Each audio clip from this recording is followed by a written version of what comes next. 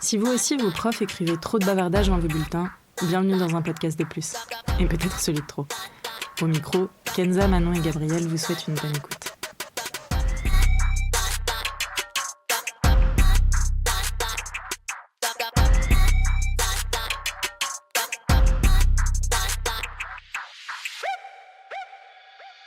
Tu sais, ce moment dans ta vie où t'as un projet en tête depuis longtemps, mais t'y crois pas trop. Et puis là, t'es tellement perdu que t'as rien d'autre à faire et tu te dis c'est le moment en fait, on y va, on teste, clairement. on essaie. Bah voilà, c'est maintenant. On n'a rien à perdre. Bah ouais, c'est un peu ça. En vrai. Super.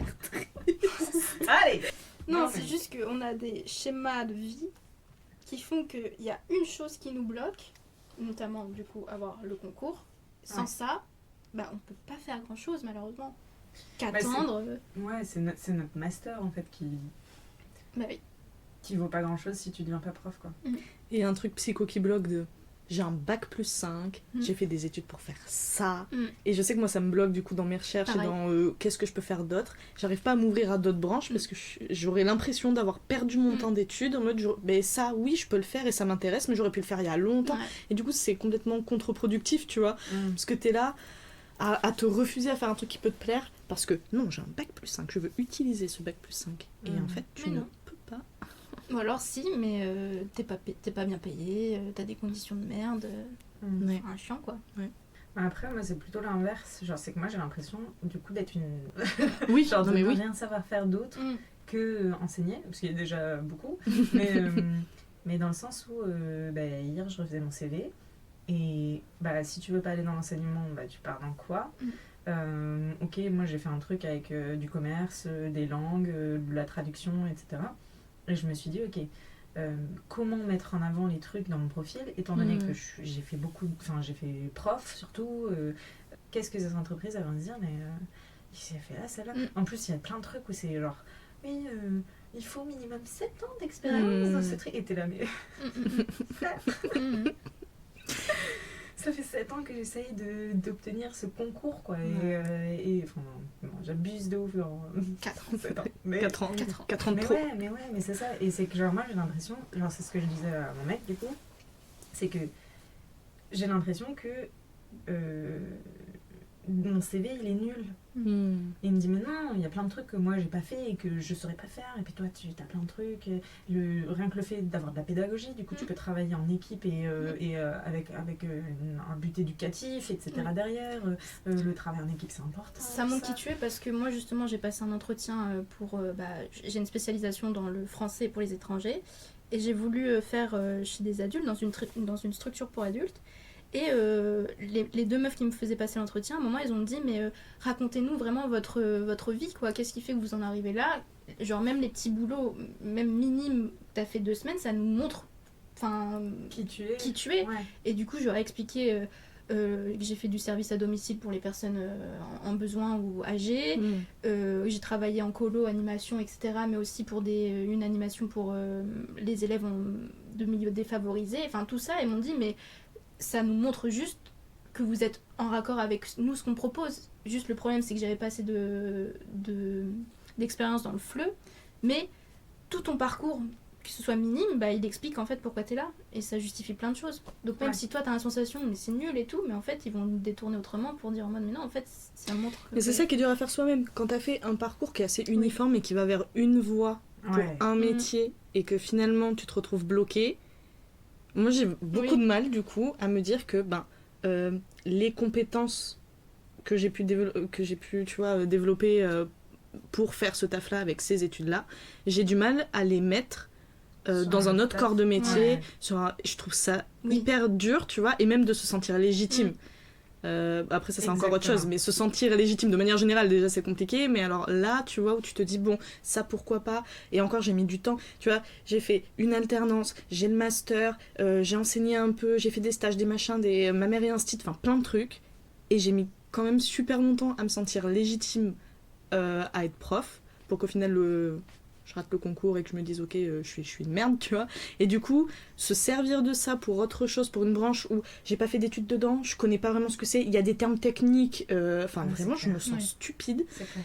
Et j'ai du mal à les réutiliser et à me dire bah non, mais ça peut m'être utile, ça peut ceci. Et pareil, en fait, c'est mon mec qui me fait un peu relativiser, qui lui en plus a l'habitude des entretiens et tout, et qui me dit que en fait le profil il peut correspondre à plein de choses, c'est juste qu'on n'en a pas forcément idée. Puis quand dans ta tête t'as un schéma de je vais faire ça, et en fait non, bah, c'est compliqué aussi de le relativiser. C'est pour ça qu'il faut se vendre en fait. Et se dire j'ai fait ça. Mais oui, il faut savoir le faire. Je dis pas que c'est facile. Moi, c'est elles qui m'ont vraiment orientée sur le moment. Mais j'étais en mode mais oui en fait. Faut se vendre quoi. Ce qui est horrible à faire. Je déteste ça, mais c'est le jeu. C'est tout bête, mais tu vois par exemple quand on a été prof. Enfin, je sais pas si toi t'as été dans ce cas-là, mais moi dans l'école dans laquelle j'étais, on a dû gérer le budget de l'année, tu vois, genre faire de la gestion de budget, de ok, ben on met quoi dans quoi, au niveau des sorties culturelles, sportives, de la fête de l'année, enfin de la fin d'année, de les kermesses, est-ce qu'on achète des bières, du sirop, de machin, des trucs de bidule. Et en fait tout ça c'est de la gestion de budget. Et c'est tout bête, on n'y pense pas, mais pour bosser en entreprise, dans un truc ou quoi, bah, de la gestion de budget, ça peut être intéressant aussi. Tu peux le mettre en avant. Clair. Donc tu sais le faire, mais tu n'as pas forcément l'expérience dans une entreprise de gérer un budget pour un portefeuille, pour tel truc. Mais genre tu peux en fait tirer de ton expérience pro, de tes stages, de ton... ou si tu fais un service civique ou quoi, tu peux retirer de ces trucs-là où tu as eu des responsabilités, des trucs que tu peux mettre dans d'autres tafs et c'est... En fait, il faut juste savoir le tourner et genre... De toute façon, un CV, on le lit en 10 secondes, même pas. Enfin, il passe pas énormément de temps dessus. Mais par contre, à l'entretien, c'est là où ils vont me dire bah, attendez, j'ai vu qu'il y avait un truc là, ah oui, vous avez fait ça, qu'est-ce que vous demandez de plus? En fait, tant que tu sais broder là-dessus et dire ah oui, bah, gestion de budget, bah, en fait, j'ai fait ça. Ah oui, donc en fait, vous savez faire. Et donc, du coup, bah, c'est vrai que ça demande tu mets en avant ce truc-là, quoi. Mais c'est vrai que ça demande de prendre du recul et d'avoir un petit travail de réflexion sur soi et sur comment je réutilise ça. Et ouais, c'est dur encore. C'est dur. Et puis, au-delà de ça, il y a ce truc un peu perdu de... J'insiste pour faire ça depuis très longtemps. Et là, je commence à être démotivée. Alors, est-ce que je force encore? Est-ce que j'en profite pour faire autre chose qui m'intéressait il y a 4 ans et puis j'avais laissé tomber parce que non, je suis dans une voie et je vais au bout. Et là, j'ai l'impression que le bout, je l'ai atteint.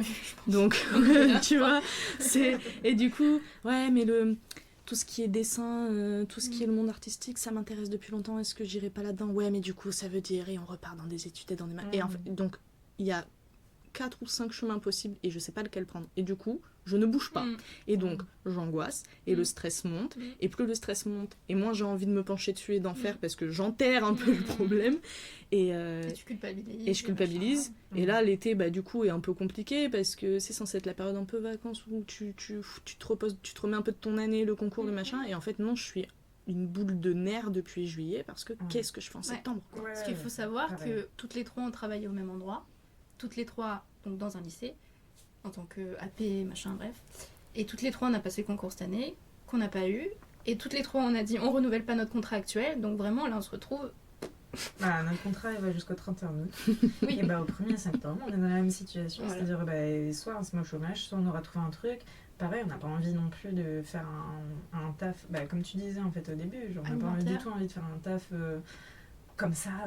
Et puis on verra plus tard, c'est genre on aimerait bien aussi faire un truc, et puis ça fait tellement d'années qu'on fait des trucs comme ça pour avoir le concours, se poser un peu vas-y frère, on a le droit aussi avoir une stabilité. C'est ça, parce que tu vois, on a 25, 27, 28 et on est en mode tout le monde autour de soi commence une carrière, vraiment, ils achètent, ils machin, et trucs, ils ont des enfants et tout, et nous on se retrouve là en mode bah non, enfin on n'est pas du tout dans... Enfin, on n'est pas du tout en parallèle avec eux, quoi.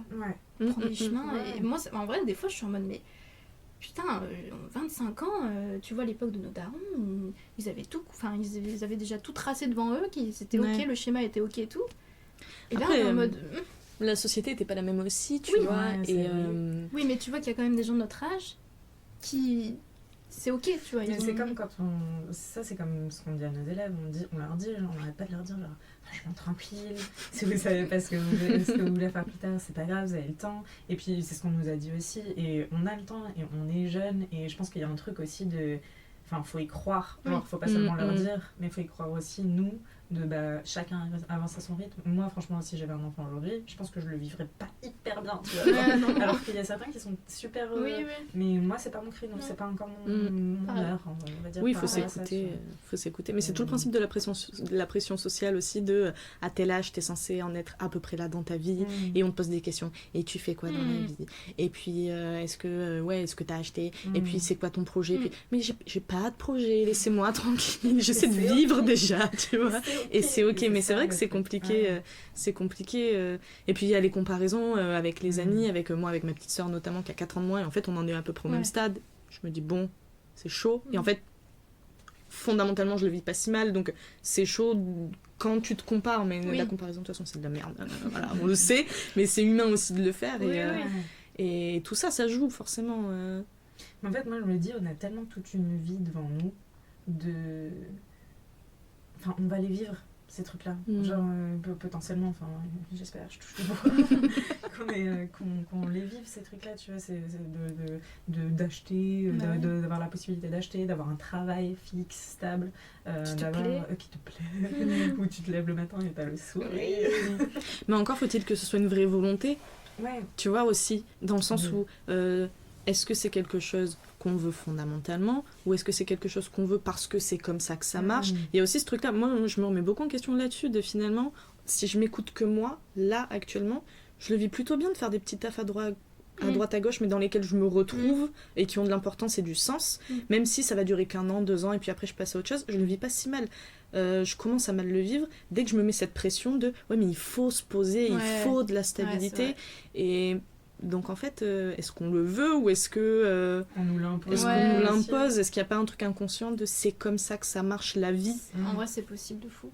Ouais, je pense qu'il y a de ça. Il y a de ça. Dès que tu rentres pas dans le moule, de toute façon, t'as l'impression que t'es montré du doigt. Alors que non, c'est ok aussi. Il y a d'autres schémas, il y a d'autres façons de faire les choses. Oui, c'est clair. Mais ouais, enfin, c'est juste, on est frustré du fait de nos études et qu'on se retrouve là, tu vois. Ouais. C'est juste ça en fait. Normalement, tu fais des études, tu te retrouves avec un travail qui te plaît dans ton domaine, et basta, tu vois. Mais non. Pas chez nous. C'est des vraies questions, Moi, c'est vraiment l'angoisse de...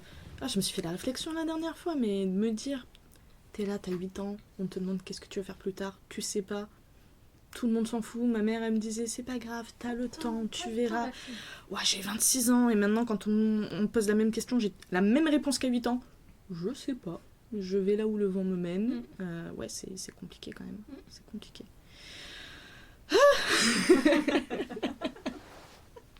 Mais 1 milliard de choses qui vont aussi.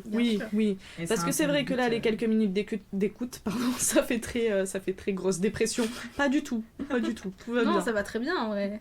Parce que je pense aussi on a trouvé des personnes qui pensent comme nous et qui sont comme nous. Mais c'est ça aussi, c'est qu'on n'est pas tout seul. Genre, je pense qu'il y a un truc aussi très social où, déjà nous 3, on s'est retrouvés dans la même voie, dans la même branche, avec les mêmes problématiques. Sur beaucoup trop de sujets. Mais genre voilà, on s'est trouvés aussi avec des personnes qui... justement, comme tu disais, Gab, tout à l'heure, genre on voit nos amis et notre entourage qui évolue, qui fait des trucs, qui ont un taf, qui achètent, qui machin, qui truc, qui bidule, qui ont des bébés, qui se marient, etc. Et là, nous, on a trouvé aussi des amis et un entourage qui vit la même chose que nous. Et en fait, ça se reflète un peu. On se dit, en fait, je suis peut-être un peu pas normale que ça. Genre, je suis peut-être pas la seule, en fait, finalement, à vivre ce genre de truc. Et à stresser pour ça, et c'est ce qui est rassurant aussi, tu vois, d'en parler, là on en discute, il s'avère qu'on l'enregistre. Parce qu'on s'est dit que justement, si nous 3 on avait cette problématique-là, il y a forcément d'autres personnes qui pensent la même chose et qui ont besoin de se rassurer de ce côté-là. Il y a une théorie qui dit que les enfants des années 90, de toute façon, donc à tous les enfants des années 90, bienvenue. Ouais. Vaste sujet. C'est ça, c'est que vraiment on a un truc, on a une chance aussi d'avoir un entourage, enfin d'avoir trouvé un entourage qui sont un peu dans la même situation que nous, ou qui n'ont pas forcément fait les mêmes études. Nous, il s'avère qu'on a vraiment on s'est rencontrés master, concours, etc. Mais il y a d'autres personnes qui vivent d'autres trucs, qui n'ont pas fait d'études par exemple, et qui sont dans la même situation que nous, qui ont 30 piges, 32 piges, et qui se retrouvent un peu perdus et tout, et Non, mais même, il y a des personnes qui ont fait des études pour être quelque chose. Par exemple, je pense à ma meilleure pote qui est psychologue aujourd'hui et qui sait très bien qu'elle ne veut pas faire ça toute sa vie. Ouais, Et elle se retrouve de avec ouf. un master Ouais, ça psycho aussi. en mode, mais je vais faire quoi après ? Ouais, de ouf. Bah, c'est pareil en fait. Mm. Il y a un moment, enfin, nous vraiment, on est une génération, il y a un moment donné, on va se poser, on va se dire, j'aime pas ce que je fais, faut que je change, mais comment je le fais ? Mais je pense qu'on s'écoute plus aussi que les Aussi. générations d'avant et que le bien-être personnel passe avant le taf, la stabilité, toutes ces choses-là. Enfin, c'est une impression que j'ai en tout cas. Après, les deux fonctionnent un peu ensemble aussi, c'est sûr, mais il y a un truc de on sait s'écouter et ça me plaît plus, et ben j'arrête. Et moi, ça, je l'ai appris suite à divers événements que je raconterai dans un autre épisode, mais où j'ai trouvé ce taf au lycée là. Et en fait, j'ai rencontré des gens super, ça m'a fait trop du bien au moral, et je devais faire qu'un an, j'en ai fait 2 parce qu'en fait j'étais bien, donc ben autant prolonger parce que je me sens bien. Et c'est là où j'ai rencontré les premiers collègues qui m'ont fait voir aussi les choses autrement, quand tu vois certains qui ont la trentaine, et puis ils vivent en coloc avec leurs Clairement. potes, et puis ils savent pas ce qu'ils vont faire après ce boulot au lycée, mais c'est ok. Ça te fait relativiser et te dire que oui, tu peux vivre autrement, et tu peux être très bien autrement, et ça fait du bien. Mais oui, je pense que savoir s'écouter, c'est important. J'avais fait une année de pause aussi au milieu des études, alors que moi, depuis petite, dans ma tête, c'est t'es très scolaire, tu vas aller à la fac, et puis tu vas faire un master, et puis...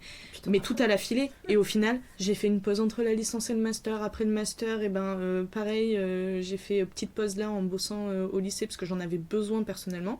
Et je pense que si j'avais pas fait ça, mais j'aurais pété en vol. Enfin, psychologiquement, j'aurais jamais tenu, quoi. Mais tu vois, c'est ça aussi, c'est là, tu dis j'ai fait une petite pause alors que t'as bossé. Tu vois ce que je veux dire ? Genre nous, en fait, c'est que ça me fait penser à ce qu'on disait tout à l'heure sur mettre en avant les compétences, etc. Et en fait, quand on voit nous on regarde notre parcours, on sait pas trop quoi mettre en avant parce que nous, on voit ça comme des pauses. On est en mode, ok, bah oui, j'ai fait un truc, c'était ok, enfin, genre c'était rien. Mais parce que c'est notre point fort, c'est là où on est bien, c'est là où on est bien, enfin... c'est là où nous on se sent bien, où on est bonne aussi dans ce qu'on fait, tu vois. Et donc du coup c'est ce qu'on s'est dit cette année, le taf en fait c'est pas du taf, genre on se levait pour aller voir nos potes et puis pour avoir nos élèves et puis passer du bon temps ensemble. Enfin en tout cas pour moi, je me levais en ayant envie d'aller au travail, mais parce que bonne ambiance et tout, et que c'est pas, enfin voilà. Mais en fait je me suis rendu compte, mais ça devrait être comme ça partout, dans tout. De ouf. Mais c'est ça le truc, c'est qu'il y a un truc un peu aussi où j'ai l'impression, enfin, quand j'en parle avec d'autres personnes qui, eux, pour le coup, ont un taf et qui sont très bien, qui sont bien payés aussi, etc. Et qui disent, moi, enfin, c'est des trucs qu'ils disent, pardon, moi, je privilégie plutôt le fait d'avoir une stabilité financière et de pouvoir faire ce que je veux, plus... me lever le matin et être en mode je kiffe trop ce que je fais, tu vois. Moi j'ai besoin de kiffer ce que je vais faire, sinon c'est pas possible. Et je pense que ça dépend des profils. Ça dépend des profils. Il y a des personnes pour X ou Y raison qui se sont retrouvées quand ils étaient petits sans moyens ou quoi, qui aujourd'hui font un taf et leur priorité dans le taf c'est de gagner de la thune parce qu'ils ont manqué ou parce que X, parce que Y, et qui du coup vont le mettre tout en haut de leur pyramide de l'importance, le truc primordial c'est l'argent. Et c'est ok. Et en fait, il n'y a pas du tout de jugement de ma part ou de quoi que ce soit, évidemment. Mais c'est juste genre... moi, c'est pas ma priorité. Et c'est pour ça aussi que on s'est lancé dans le prof et que... le sens avant tout, quoi. Mais je pense que oui, effectivement, ça dépend des gens. Ça dépend du vécu. Et je pense que ça dépend de ton âge aussi. Moi, j'ai 2 personnes dans mon entourage qui étaient très comme ça. Ça a été la galère plus jeune. Et donc, ils se sont toujours dit, moi, je veux faire de l'argent, je veux être bien. Et sauf que, poste à responsabilité, collègue pas forcément sympa, grosse pression au travail, hyper stressant. Et les 2 se sont rendus compte, ou sont en train de se rendre compte là, que c'est peut-être pas la priorité absolue. Donc oui, c'est très cool d'avoir de l'argent et on en a besoin, il n'y a pas de problème avec ça, mais est-ce que ça doit passer avant le bien-être personnel et le bien-être au travail et le bien-être en fait de manière générale? Je suis pas sûre. En tout cas tous les 2 ils en reviennent parce que à avoir trop de pression ça peut mettre aussi tes relations sociales à mal, parce que faut bien que tu décharges quelque part, et donc au final ça fait plus de tort que de bien. Donc je pense qu'il y a des périodes aussi de la vie où t'as plus besoin de l'un que de l'autre peut-être, et puis ils font pas ça jusqu'à la retraite, genre à un moment donné ils vont se dire j'en peux plus. Non, des gros jobs comme ça, je gagne de l'argent mais j'en peux plus, je suis malheureux, ça me tend d'aller au travail. Moi je me demande s'il n'y a pas aussi un côté où typiquement ces personnes-là tu les connaissais peut-être pas avant, quand ils étaient boulot, argent. Et que en te rencontrant aussi, ça montre d'autres horizons. En tout cas, moi, c'est ce que... En fait, je te pose la question à toi, mais en fait, c'est parce que je sais que moi, c'est ce qui s'est passé. Mon mec, pour lui, c'était pareil. C'est-à-dire que je taffe, je gagne de la thune, et tant mieux, et c'est comme ça. Et c'est comme ça qu'après on est bien, on est stable, etc. Et en fait, plus on... Alors, lui, il kiffe ce qu'il fait, donc c'est pas tout à fait pareil. Mais c'est très bien. Oui, tant mieux. Mais c'est un truc où il me disait, je pensais pas qu'on pouvait mettre plus d'importance dans le fait de se lever le matin avec le smile et d'aller au taf que la stabilité financière. Et donc, du coup, c'est... en me fréquentant et en voyant que moi je paye 1000 balles par mois et je suis là, voilà, qu'il se dit ok, que je suis contente aussi de faire mon taf, etc., et que j'y vais avec le sourire, et que voilà, que il s'est dit en fait c'est aussi possible et c'est aussi ok, en fait. Il n'y a pas de, encore une fois, pas de jugement ou de... Ah non. Tu vois, genre... Mais oui, c'est des caractères, c'est des façons de voir les choses et tout. Ouais. C'est ce qui est beau aussi, c'est d'être capable de s'influencer l'un l'autre. Mais effectivement, moi, c'était un peu la même chose, tu vois. Il était un peu en perte de sens de ce qu'il faisait. En fait, ça lui plaisait, mais il n'y mettait plus autant de sens qu'au début. Et du coup, sur du long terme, qu'est-ce que ça va donner ? Parce que ça fait pas si longtemps que ça qu'il bosse non plus en soi. Et donc aujourd'hui, il sait qu'il bossera pas toute sa vie dans le domaine dans lequel il est actuellement. Mais là, actuellement, il est dans un truc où il a besoin de faire de l'argent. Et puis demain peut-être pas. Et plus ça va, plus il évolue vers le peut-être pas.